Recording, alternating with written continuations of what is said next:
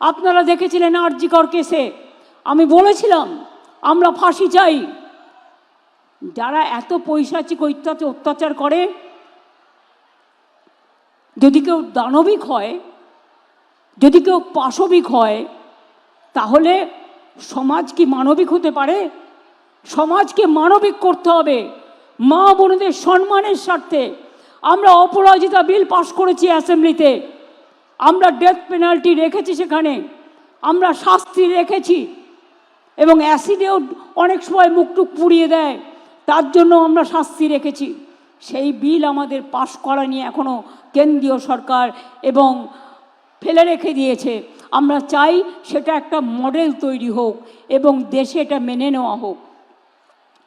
যাবজ্জীবন মানেটা কি? অনেক কেসে আমরা দেখেছি 2-3 বছরে বেরিয়ে গেছে, পেরোলে বেরিয়ে যায়। তারে অন্যায় করেও তাকে ক্ষমা করে দেব? কেন বলবে? এই কেসটা আমি সত্যি শক, বলতে পারেন আমি নিজেও একজন লয়ার ছিলাম, আমি আইনটা পড়েছি। কুমারগঞ্জে যখন গুলি চলেছিল পার্থ সিংহ বর্মনের ওপরে, সেদিন বালুরঘাট কোর্টে ছাত্রছাত্রীদের হয়ে আমি একটা কোর্ট পড়ে দাঁড়িয়েছিলাম এবং ছাত্রছাত্রীদের ছাড়িয়ে এনেছিলাম। আইনটা আমি একটু একটু হলেও বুঝি। আমি অনেকগুলো কোর্টে কেস করেছি, টাকার জন্য নয়, মানবিকতার স্বার্থে।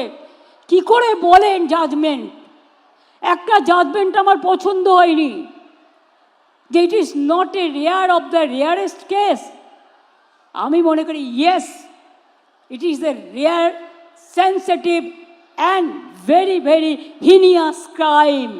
এবং ক্রাইম করে যদি কেউ বেঁচে যায়, সে তো আবার ক্রাইম করবার চেষ্টা করবে।